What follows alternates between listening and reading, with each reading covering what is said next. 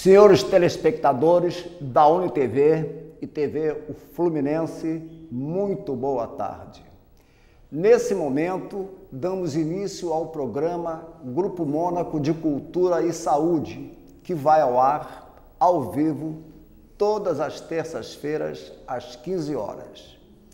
Neste bloco, o Bloco de Cultura, temos a honra de receber como convidado uma das mais importantes personalidades do meio cultural de nossa cidade, autor de diversas obras e eleito intelectual do ano 2012, o professor e acadêmico Roberto Santos de Almeida. Boa tarde, professor Roberto. É uma honra tê-lo aqui em nosso programa. A honra é muito minha, merecida. A honra é muito minha, imerecida, mas com uma grande alegria. Muito obrigado por tudo. Pois não. Roberto, você foi eleito intelectual do ano 2012, prêmio maior da cultura de nossa cidade. Eu queria saber como é que você está se sentindo com essa grande homenagem que lhe será prestada no próximo sábado, dia 15. Olha, com muita alegria, né? A primeira reação foi de susto, né? Quase que eu voltei assim a cabeça para trás e ouvi a música do Roberto Carlos ao contrário. Esse cara não é você, entendeu? Depois eu tive que acreditar que era eu. Aceitei com alegria, embora continue dizendo que é uma honra imerecida. A alegria não.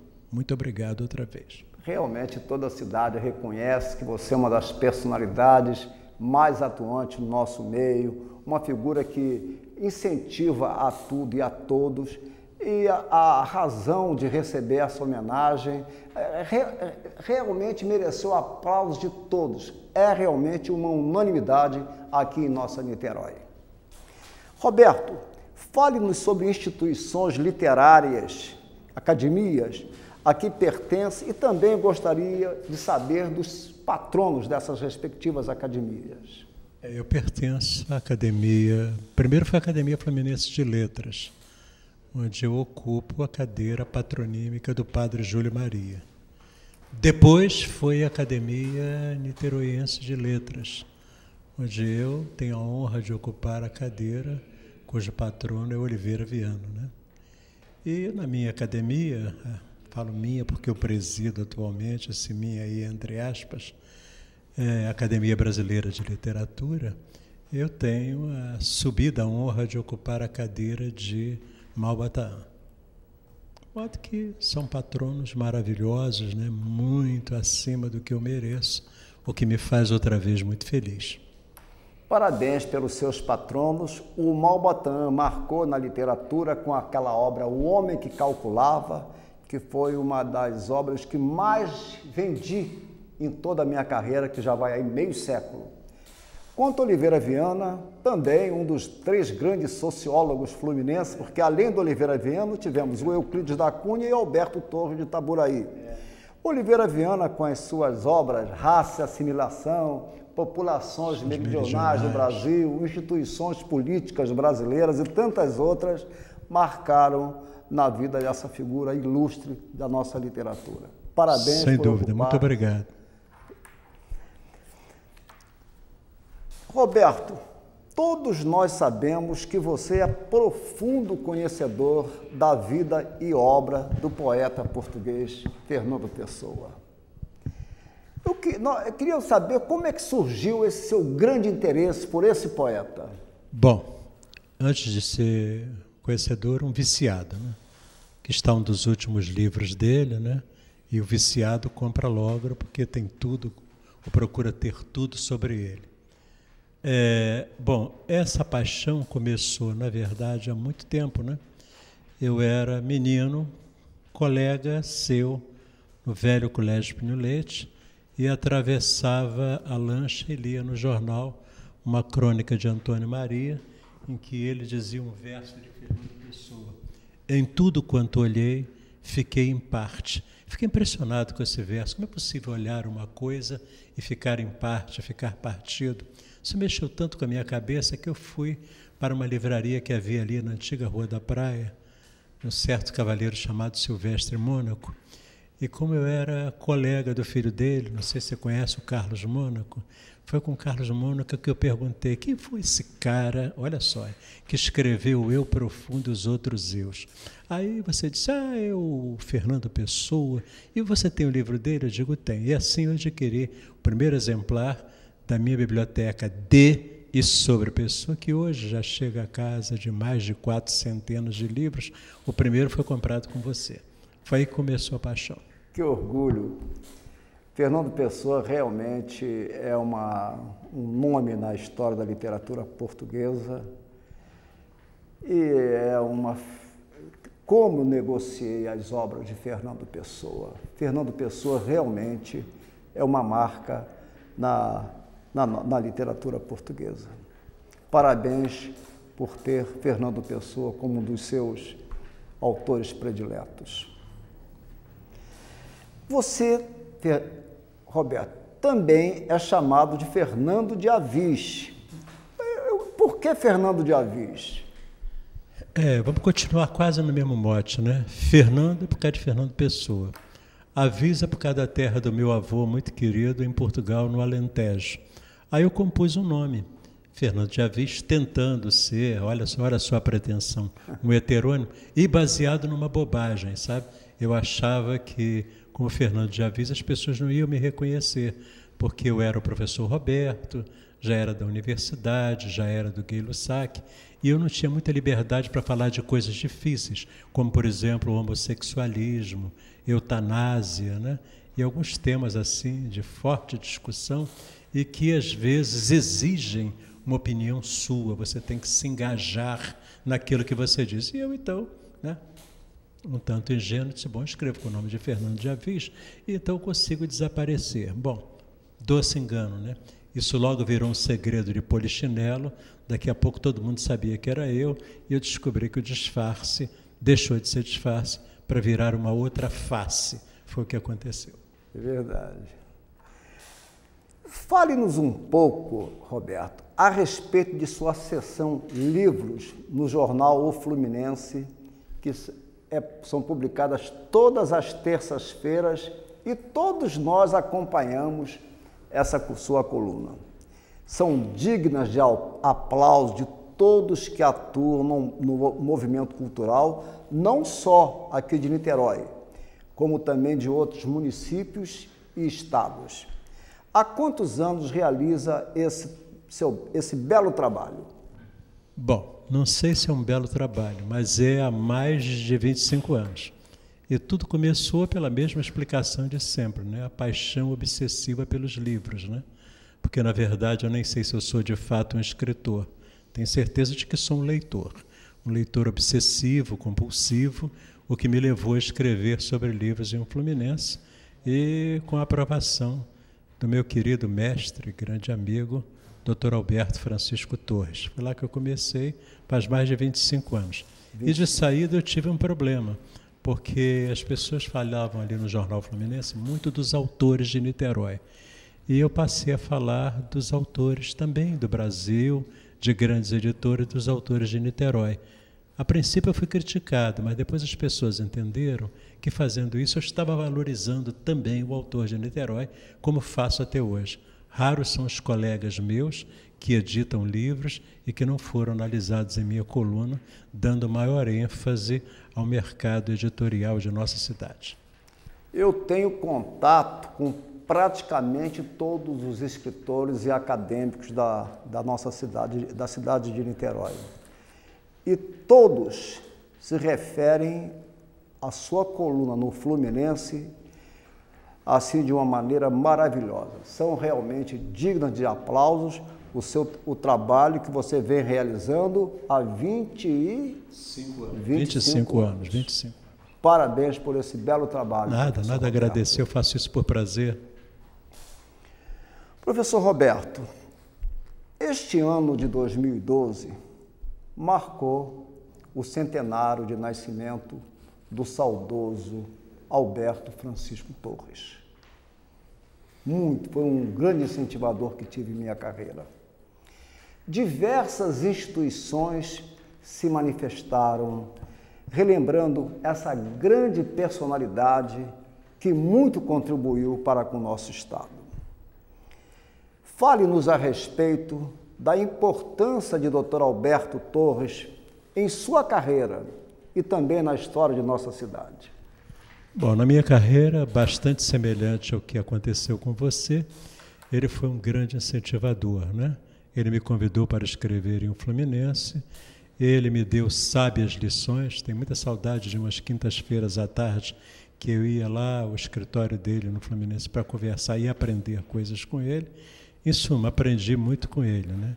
A importância dele na cidade é sabida e consabida hoje, porque estão acontecendo ainda as homenagens ao centenário dele.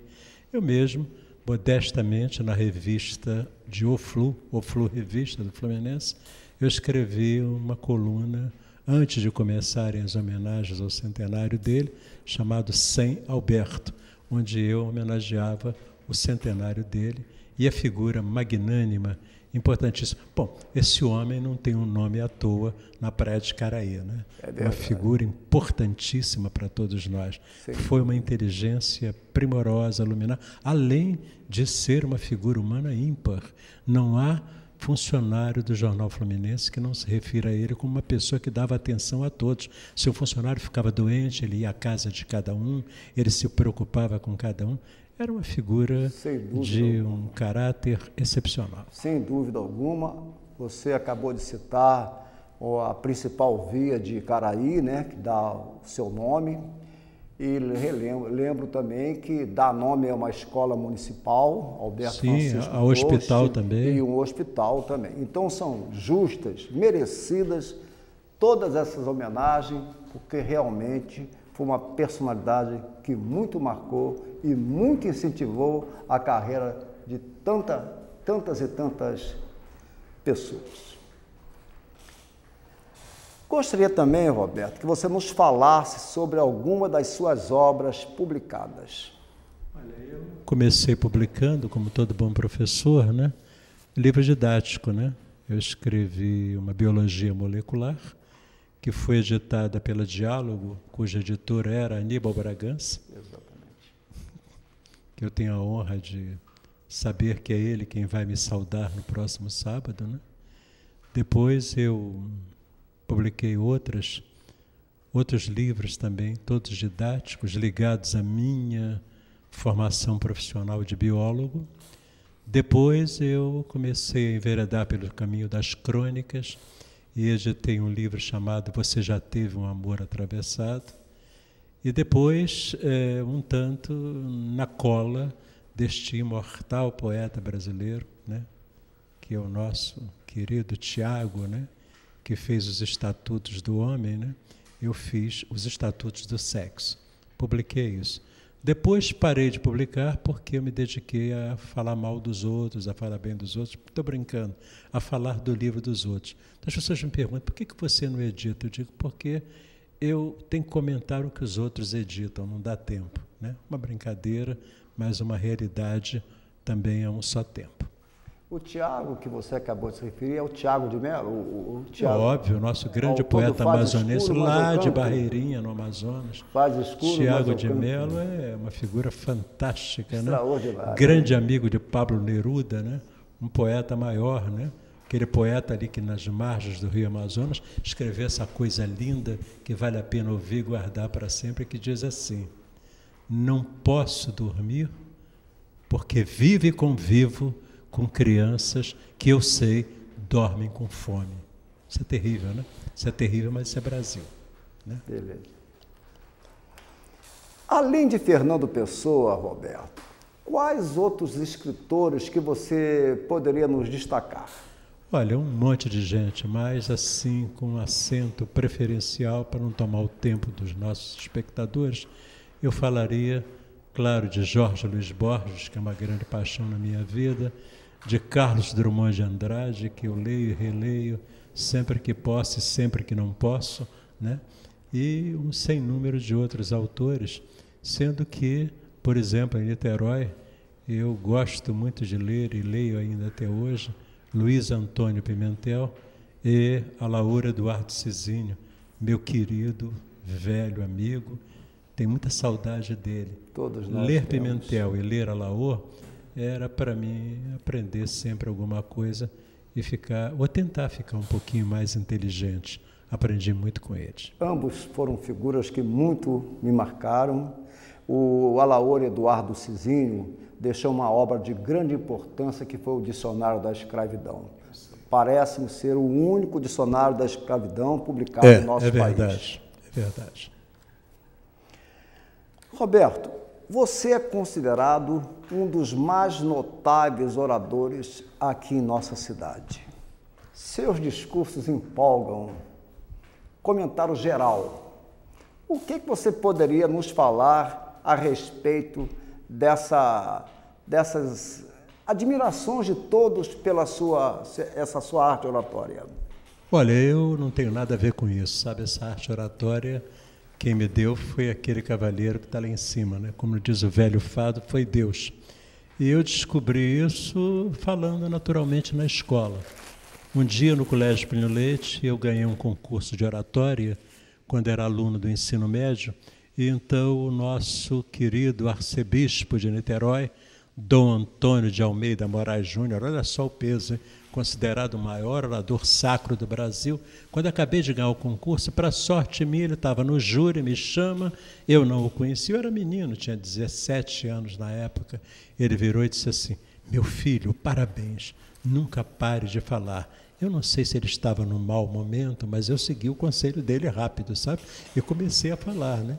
E a partir daí tive outros incentivadores, como, por exemplo, meu querido, grande, saudoso, fraterno, imortal amigo, meu guru Horácio Pacheco, que me incentivava tanto a falar, como o próprio Dr. Alberto Francisco Torres. Com eles, inclusive, aprendi algumas lições sobre falar e, não posso deixar de citar, outro grande orador, para repetir o nome, Alaor Eduardo Cizinho. Também foi meu mestre. Sem dúvida alguma, Alaor Eduardo Cizinho, Alberto Francisco Torres, professor Horácio Pacheco, eu tive a grande honra de vê-los falar, discursar, e realmente eram dignos de aplausos de todos.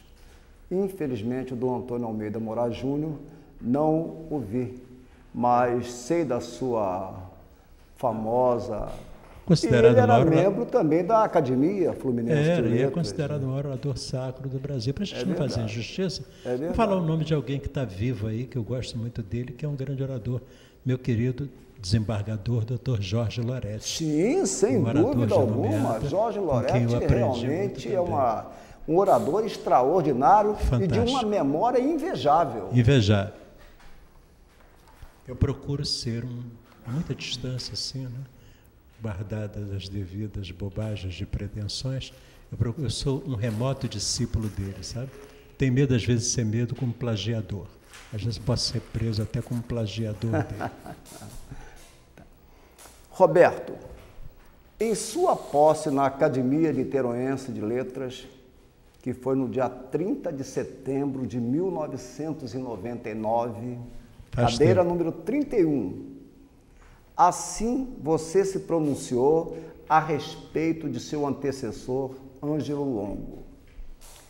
Podem estar tranquilos, Longo nesta data festiva será apenas um sobrenome e a saudade do companheiro transferido para a quarta dimensão, quando mais refugia nas nossas letras, não só como autor, mas também como editor, com sua vitoriosa Cromos, que foi uma editora que publicou mais de uma centena de importantes obras. Como foi conviver com seu antecessor, Ângelo Longo? Vocês trabalharam juntos no Instituto Guelo Sacro? Não só isso. Nós estudamos juntos, fomos colegas no Colégio Plínio Leite. Vamos falar agora, porque o tempo já permite que fala. Fomos companheiros de farras, de noitadas, de poemas, né? De bebidas e dessas coisas todas que a mocidade ainda deixa fazer, creio eu, né? E depois nós nos encontramos no magistério, ele foi meu colega no Guelo Sacro, ele foi professor de sociologia lá, e pela vida inteira nós fomos irmãos. Então, você imagina a grande emoção de ir ocupar uma cadeira que pertencera a ele, e graças a Deus com o apoio da família dele, né? da nossa saudosa Vilma Longo, que era a mulher dele, dos filhos, né? Então eu tive também esse outro prêmio, né? Deus tem me reservado muitos prêmios. Ângelo Longo foi um prêmio especial. É verdade. Eu conheci muito e tive uma grande admiração por ele, assim como outros amigos do município de Rio Bonito, como Leir Moraes, Hélio Nogueira e tantos outros. Realmente o Ângelo Longo é uma saudade. Roberto, no ano de 2007, o Grupo Mônaco o indicou para saudar o intelectual daquele ano, o professor Aníbal Bragança. Este ano, o Grupo Mônaco inverteu os papéis. Indicou o professor Aníbal Bragança para saudá-lo. O que achaste da indicação do professor Aníbal Bragança? Bom, primeiro, é uma grande honra porque eu admiro muito o Aníbal. Ele foi meu primeiro editor, né? Meu livro, Biologia Molecular, foi editado por ele, né? Você imagina quantos anos tem essa amizade. O problema agora é aturar a brincadeira, né? Quando vocês escolheram a mim para saudá-lo, e quando o Grupo Mônaco de Cultura, com você, Pimentel, agora escolhe o Aníbal a me saudar, nós estamos sendo acusados na cidade de troca-troca, né? E eu sou obrigado a sair correndo e dizer, olha, o troca-troca é só literário, né? Para que não haja dúvidas e para que não haja interpretações secundárias, né? Desculpem a brincadeira, mas é preciso levar tudo com razoável dose de bom humor, né? Porque a vida é muito difícil, então é preciso brincar, né? Como você se sentiu ao ser recepcionado em sua posse na Academia Niteroense de Letras por um jovem que é uma história viva de Niterói, Luiz Antônio Pimentel? Você falou Fluminense? Ele ele me recebeu foi na Academia Niteroense. Niteroense. Bom, eu nem preciso dizer que eu me senti extremamente honrado, como eu devo muito a Luiz Antônio Pimentel, né, por muitos outros momentos. E, na verdade, foi uma coisa do destino, né? Quem iria me receber era Laor. Mas Laor morreu, imagina, sai a Laor, entra Pimentel. Eu não perdi nada. Perdi um grande amigo e ganhei a presença de outro grande amigo, né? E certamente eu perco para ambos em matéria de inteligência e de sensibilidade. Isso me honra muito. Sem dúvida alguma. Pimentel, com seus 100 anos, continua prestigiando e incentivando a todos. Realmente é um ídolo, é uma unanimidade, é uma figura super querida, admirada e respeitada por todos aqueles que militam na área cultural de nossa Niterói. Como é que você vê o atual movimento literário em Niterói? Olha, eu vejo com muito bons olhos. Nós temos muita gente boa publicando aí, né? Nós temos um grupo jovem, temos um grupo antigo que continua publicando, né? Preciso lembrar que Pimentel continua publicando, publicou até há pouco tempo aquela antologia do amor, nas obras dele, né? Mas de Pimentel a outros, aí há muitos na cidade, há muita gente boa na cidade.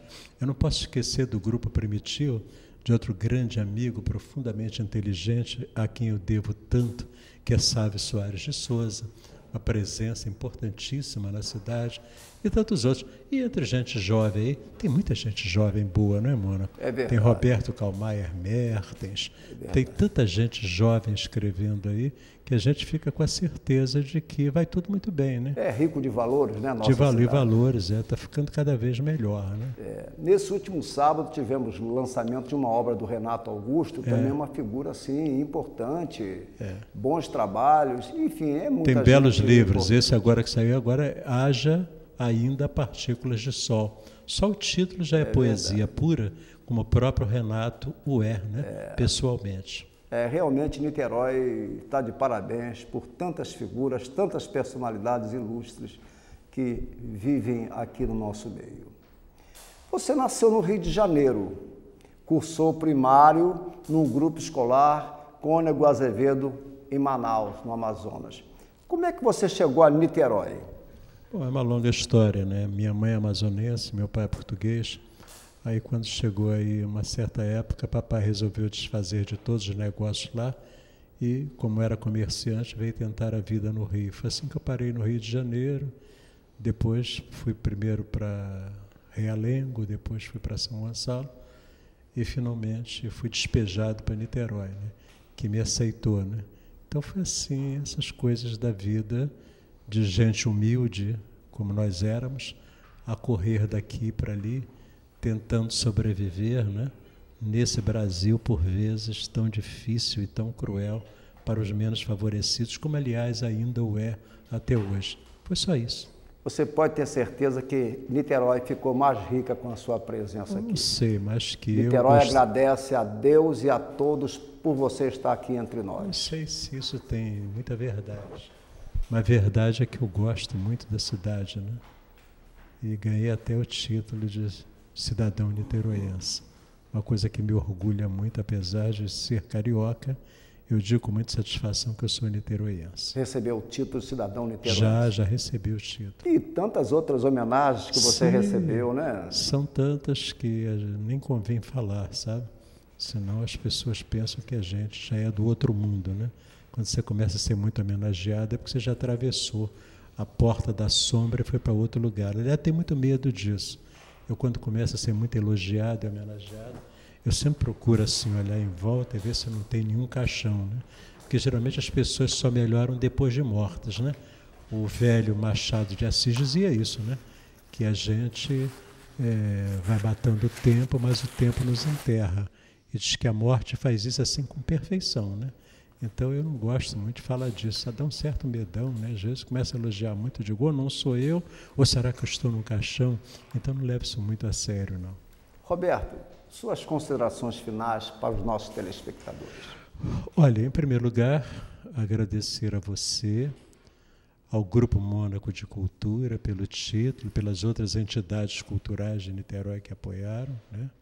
Agradecer a todos os meus amigos da longa caminhada de magistério, agradecer aos companheiros aqui da Universidade Federal Fluminense, por onde também palmilhei um caminho por mais de 25 anos, agradecer a todos que tiveram paciência com minhas limitações e agradecer agora, em especial, a você, espectador, está tendo a bondade de me ouvir. Eu acho que eu não mereço tudo isso. É muita generosidade. Muito e muito obrigado e muito boa tarde a todos. Muito obrigado. Como notícias, no dia 13, quinta-feira, às 17 horas, na Academia Fluminense Letras, posse da acadêmica Alba Helena. E dia 15, às 10 horas, a solenidade da entrega do título de intelectual do ano ao professor Roberto Santos de Almeida. Estão todos convidados. Despeço-me agradecendo a presença do acadêmico intelectual do ano, professor Roberto dos Santos Almeida, em nosso programa, e também aos telespectadores. O segundo bloco, o bloco de saúde, terá o comando da psicóloga, acadêmica e queridíssima Elizabeth do Vale. Muito obrigado a todos e até a próxima.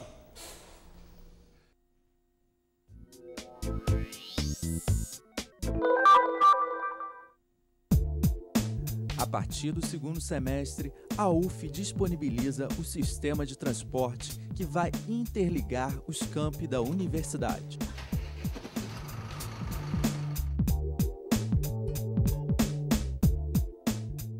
O foco principal desse projeto é, em primeiro lugar, a questão acadêmica, ou seja, possibilitar para o estudante que tem disciplina num campus e depois tem outra disciplina em outro campus, possibilitar um transporte rápido, de tal maneira que ele não perca o seu horário de aula.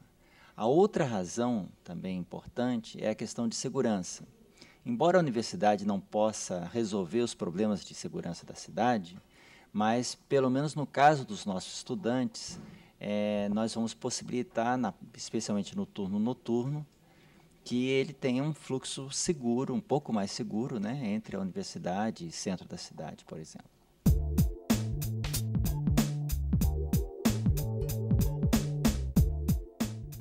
Os pontos de parada dos ônibus, eles, na maior parte dos casos, coincidirão com os pontos de parada municipais. No entanto, em alguns casos em que pudesse haver um certo congestionamento e pudesse prejudicar o fluxo normal, haverá pontos específicos para a UF. O primeiro percurso parte das Barcas. passa pela educação física. Campus do Gragoatá. Moradia estudantil. Campus da Praia Vermelha. Faculdade de Direito. IACS 2. Faculdade de Economia, IACS 1. Instituto Biomédico.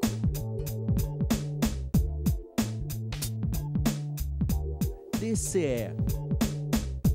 E retorna às Barcas.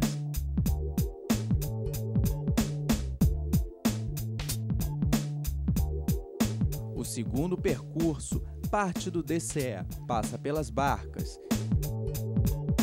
Escola de Enfermagem, Hospital Universitário Antônio Pedro. Reitoria. Faculdade de Veterinária. Faculdade de Farmácia.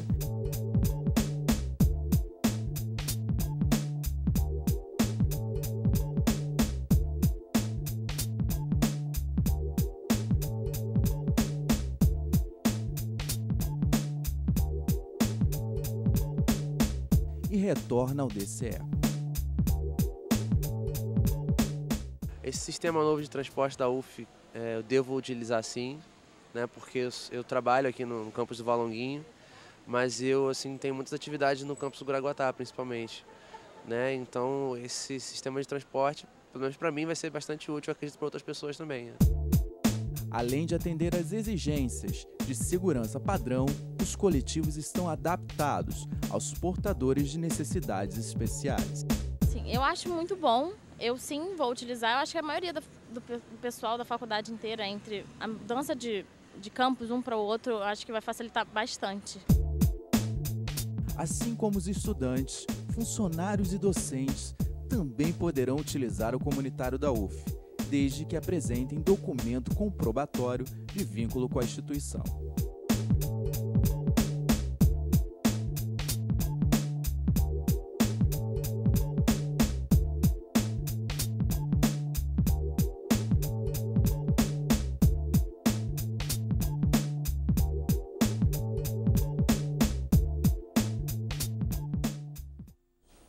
Boa tarde para você que nos assiste, estamos aqui com mais um Bem-Estar e Saúde e hoje fazendo um apelo aqui pelo ar, a Ampla aqui em Niterói, a Companhia de Luz, porque nós estamos aqui no estúdio sem uma fase de eletricidade funcionando que abastece os aparelhos de ar-condicionado. Então estamos enfrentando uma temperatura aqui dentro do estúdio muito quente, está muito calor. Eu não sei como é que o Mônaco conseguiu entrevistar o Roberto Santos, porque realmente aqui está uma sauna. Então, se por um acaso nós terminarmos hoje antes um pouco do horário, o motivo é esse. E fica aqui o nosso apelo à Ampla, que disse que viria para resolver o problema e até agora o problema não foi resolvido. Parece que essa situação persiste desde ontem, gente. Desde ontem e até agora estamos nessa situação muito difícil para os câmeras aqui dentro, para o pessoal todo da técnica, da produção. É muito difícil trabalhar nessa temperatura alta dessa forma. Então a gente pede que a Ampla, por favor, dê uma chegada até aqui e tente resolver isso o mais rápido possível, né? É um pedido nosso e a gente espera que nessa situação, né, grave dessa forma, até para a saúde das pessoas que trabalham aqui, que ficam muitas horas aqui, que a gente possa ser atendido nesse nosso pedido. E hoje, então, eu estou aqui com algumas questões que nos chegaram. Eu vou tentar, da forma mais objetiva possível, falar um pouquinho sobre elas. A primeira seria: Elizabeth, não consigo convencer meu filho a levar uma vida normal.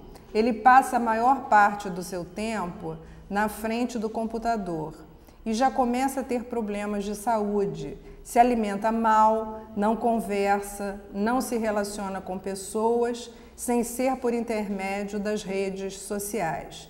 O que fazer para ajudá-lo? Eu acho que aqui a gente poderia fazer um questionamento a respeito do seguinte, quer dizer, que sujeito, né, as mídias poderiam produzir, né? Já que a gente tem na web todo tipo de mídia, né? Quer dizer, o que um adolescente pode, na realidade, usando esse tipo de informação, né, navegando na internet, horas a fio, né, muitas vezes por um dia corrido, quer dizer, o que poderá ir acontecendo, né, mentalmente com uma pessoa que vai cada vez mais entrando num mundo que, na realidade, não é uma convivência real, né? Mas uma convivência de longe, uma convivência através de algo que, de certa forma, a pessoa que está ali diante, né, do computador controla. Quer dizer, se você não gosta de alguma coisa, você deleta, se não está bom aqui, você passa para ali, você muda. Quer dizer, até que ponto essa dependência nesse tipo de atividade pode causar, em termos de malefício, como um outro vício qualquer, como uma outra dependência qualquer, né, poderia causar no organismo de uma pessoa. Me parece aqui nessa questão mais apropriado o seguinte: olha, quando chega nessa situação, é muito difícil fazer uma intervenção que possa ser mais rápida ou mais objetiva, que resolva ou possa solucionar isso de alguma maneira mágica, né? No meu entender, o que se deve fazer é prestar atenção. Quer dizer, se a gente tem uma criança que fica na frente do computador muito tempo, se a gente tem um adolescente que começa a preferir, não é, ficar trancado dentro do seu quarto, lidando com o computador, em vez de estar se relacionando com colegas na escola, com a família de uma maneira geral, quer dizer, alguma coisa vem acontecendo, né, que inclusive essa máquina começa a ser utilizada. Quer dizer, até que ponto eu não quero ter determinados desgastes e vou para a minha zona de conforto, que é aquilo ali. Porque ali eu tenho entretenimento, né, eu tenho coisas que eu imediatamente aciono e elas acontecem.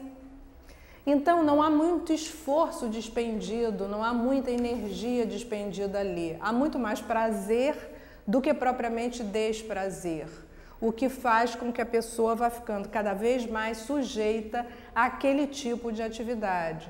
Quer dizer, é justamente poder permanecer numa zona de conforto que lhe dê uma satisfação mais imediata, né?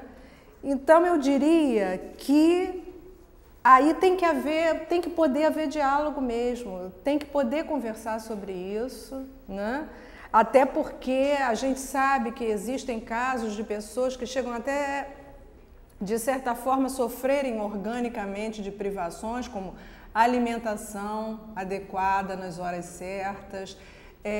Tem pessoas que se desidratam muitas vezes porque ficam horas ali sem nem tomar um líquido, né? Pessoas que ficam, às vezes, sem urinar durante um tempo enorme, porque se distraem, até às vezes fazendo um trabalho, uma coisa assim, porque realmente o computador tem essa coisa, né? Essa magia, né? De você estar ali com vários tipos de atividades, né? Que você pode passar de uma atividade para outra.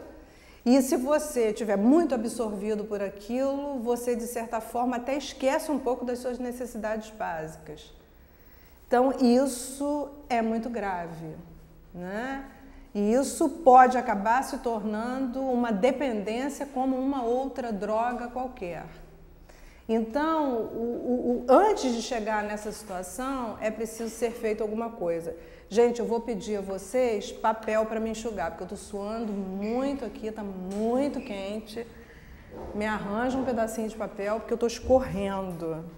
Isso, telespectador, para você ver aqui a situação que a gente está enfrentando.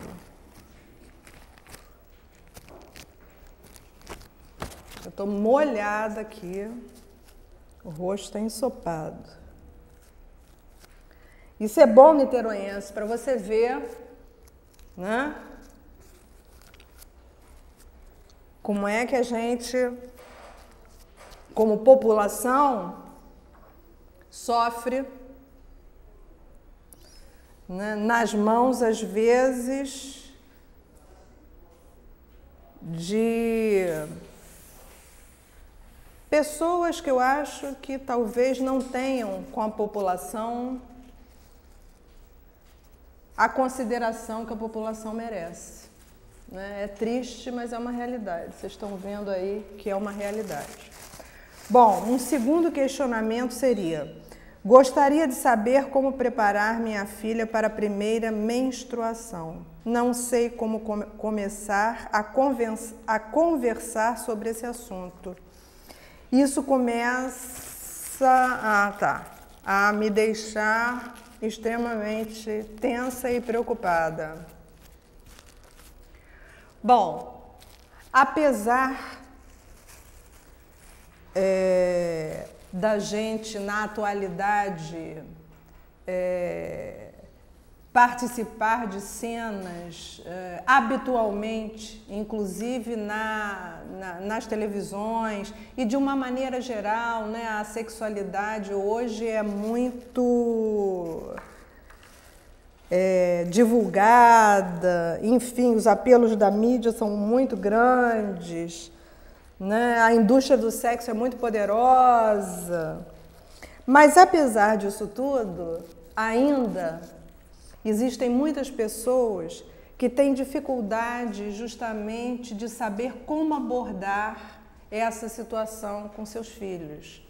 E é óbvio que essas crianças, muito antes até às vezes de perguntarem alguma coisa a seus pais ou indagarem alguma coisa em casa, elas têm coleguinhas na escola, né? E essas coleguinhas, elas conversam, trocam ideias, contam coisas, né? E seria muito ingênuo da parte da gente pensar que os nossos filhos são bonecos, né? Que os nossos filhos não nascem sexualizados, que os nossos filhos não nascem com instintos sexuais e que eles vão viver eternamente sem esse apelo, né?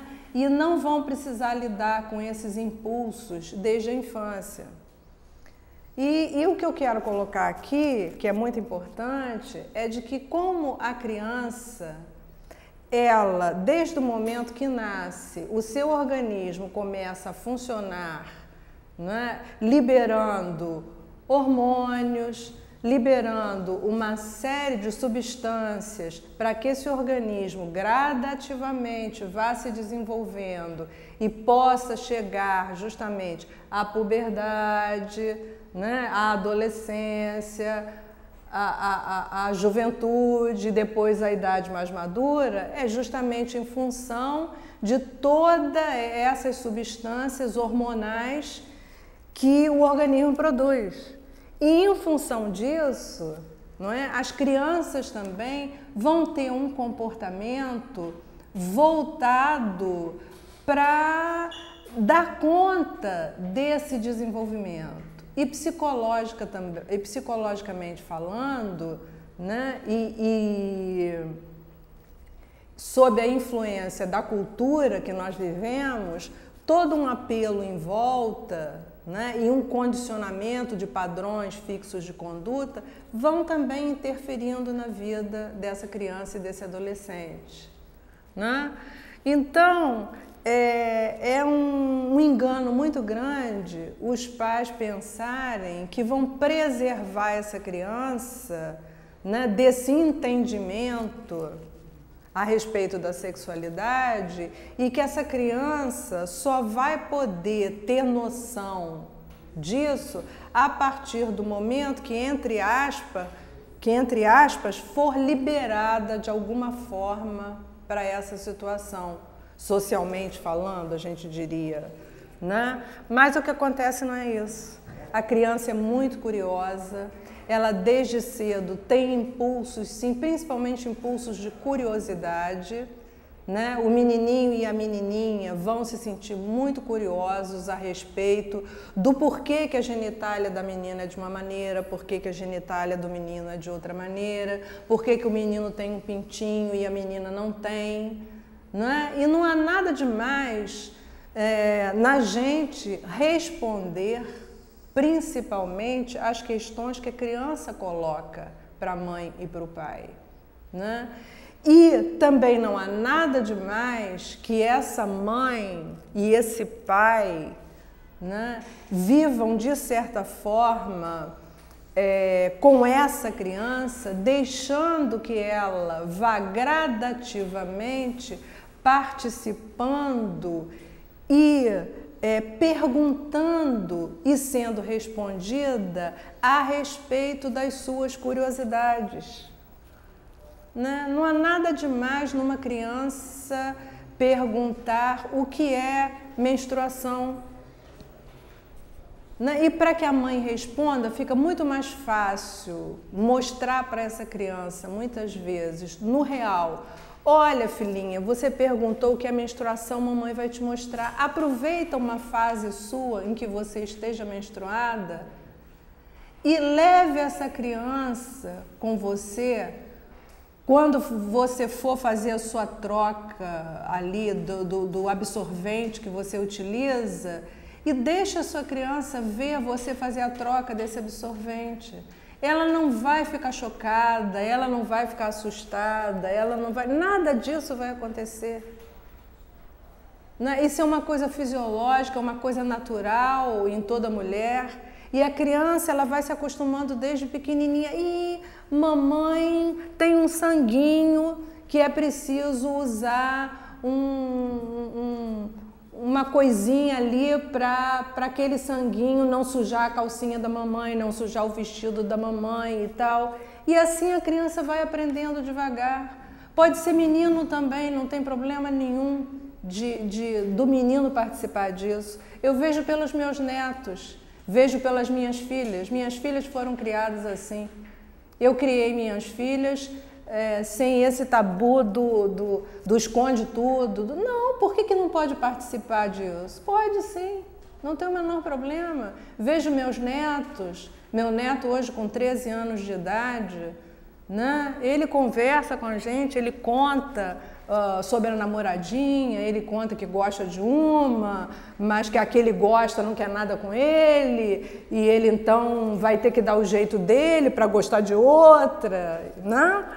E aí a gente pergunta: escuta, e você, como é que é a sua relação com ela? E ele já vai falando, já vai dizendo alguma coisa, né? Já fala pra gente: mas é preciso usar camisinha, né? Com certeza, as doenças sexualmente transmissíveis estão aí, né? Então a gente vai procurando ter um diálogo. Ele já fala que sabe o que é menstruação. Não, vó, eu sei o que é menstruação, preciso agora saber, vó, o que é orgasmo. Outro dia ele foi jantar comigo e nós estávamos jantando e ele então virou para mim e perguntou: vó, o que é o orgasmo? Eu falei: meu filho, você de madrugada, às vezes você acorda, e quando você acorda, você às vezes sente assim uma cócegazinha no seu pintinho. E ele aí parou para pensar e falou: vó, eu sinto sim, sinto. Eu falei: e às vezes você percebe que saem umas gotinhas e até fica no lençol aquelas gotinhas, aqueles pinguinhos, na hora que você sente isso, e você sente uma sensação gostosa. Aí ele falou para mim: vó, isso acontece sim, às vezes de madrugada acontece isso. Eu então disse a ele: meu filho, e isso é orgasmo. é essa sensação gostosa, essa cosquinha gostosa que você sente, né? Quando o seu pintinho fica ereto, fica durinho, né? E você sente essa sensação de que está saindo alguma coisa dali e está te dando um prazer, né?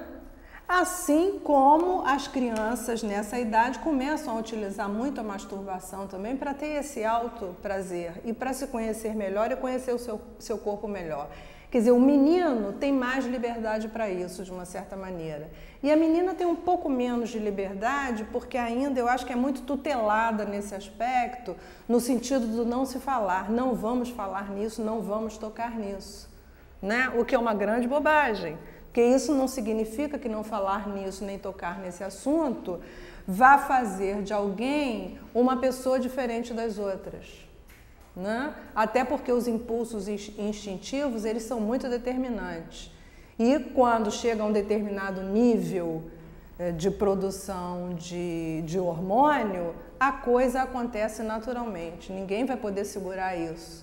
Então é bom, assim como eu falei a respeito do computador, quer dizer, antes da pessoa ficar naquela dependência, que chega a um ponto que não há muita coisa a ser feito, né? Na mesma situação ocorre a questão da sexualidade.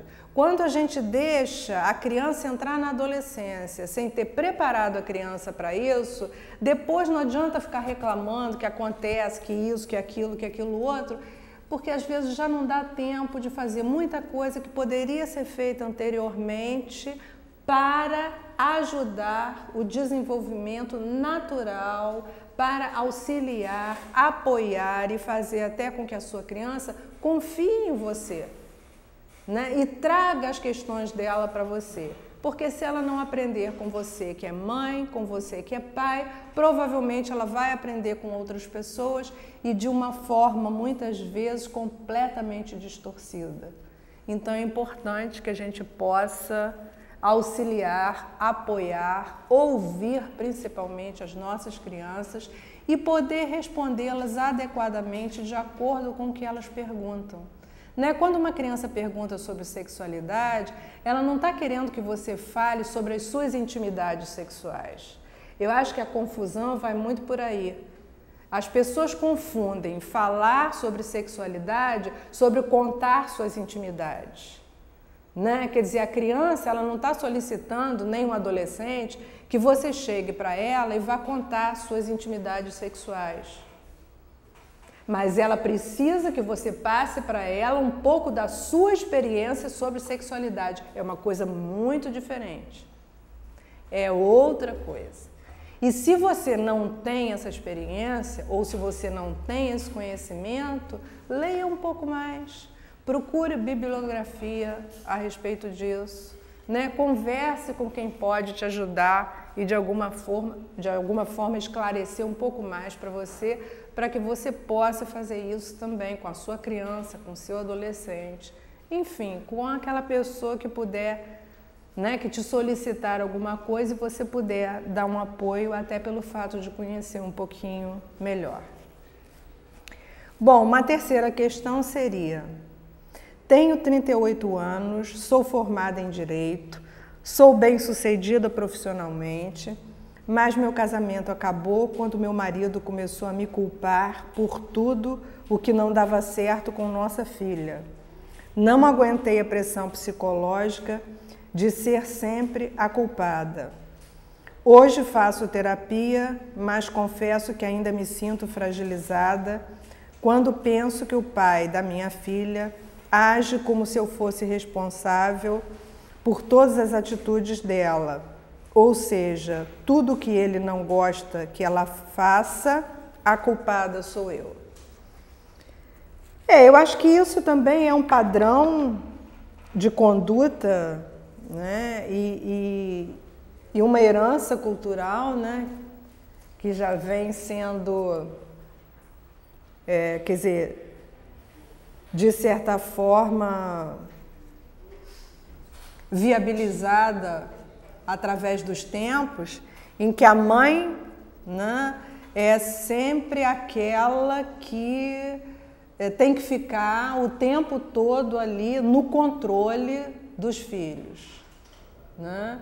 E o pai, né, apenas naquela situação de perguntador de como estão as coisas. Só que nós estamos entrando agora numa nova fase de relacionamento em que os casais se separam e, com a guarda partilhada, as crianças têm um convívio maior com o pai e, portanto, quer dizer, essa situação começa a ter agora as suas modificações devido a essa responsabilidade que também gradativamente está sendo passada para o pai. Então as coisas já começam a ter uma nova perspectiva, né, de avaliação. E é óbvio que até então o discurso era esse, sim. A mãe era sempre culpada, porque a mãe é que ficava em casa, a mãe é que olhava, é que estava mais perto, é que se relacionava diretamente, o pai muito ausente, provavelmente só nos fins de semana, mais em contato com os filhos. Então essa cobrança sempre foi muito intensa. Mas agora, nos novos tempos, já não se justifica esse tipo de cobrança, né? Esse tipo de controle. As mães trabalham, as mães também têm suas atividades profissionais, precisam se dedicar a elas. E é muito bom que o pai possa começar a participar da educação dos filhos mais ativamente, né? Isso, na realidade, vem trazer uma contribuição muito grande para as crianças. E eu acho que muito grande para os homens também, para os pais, né? E é muito bom que eles possam refletir a respeito disso, de não ficarem querendo passar a responsabilidade do comportamento dos filhos, né? Passar essa responsabilidade toda para a mãe, porque afinal de contas ninguém faz filho sozinho, né? As mulheres não fazem os filhos sozinhas, né? E quando a gente concebe uma criança, há justamente a participação das duas partes. Então é muito bom que os pais de agora possam começar a pensar a respeito disso, poder assumir melhor essa responsabilidade e não ficar transferindo isso para a mãe o tempo todo. Então você que é pai, pense a respeito disso mais um pouquinho, reflita melhor e pense o quanto você pode contribuir, né, para o bem-estar do seu filho, para a saúde do seu filho, para a melhoria do desenvolvimento dele, de uma maneira geral. Gente, o nosso tempo está esgotando. O recadinho que eu quero deixar aqui para você, que escreve para nós, é o seguinte: a partir do próximo programa, eu vou deixar um novo e-mail para contato das pessoas que nos enviam algumas questões, né, pedindo, de certa forma, algum comentário sobre elas. E eu diria para vocês que eu não tenho blog, eu não tenho site. Nós tínhamos aqui na UniTV um estagiário que tentou colocar isso, tentou fazer um blog e tal e coisa, mas isso não vingou, de formas que hoje eu não tenho blog. Isso tem que ficar bem entendido para você que nos escreve. Eu não tenho blog, eu não tenho site. Portanto, se há alguma coisa na internet, não é, nesse momento, autorizada por mim, nem blog, nem site. E no próximo programa eu estou dando e-mail para você continuar se comunicando conosco. Tá? Um beijo grande e até o próximo programa.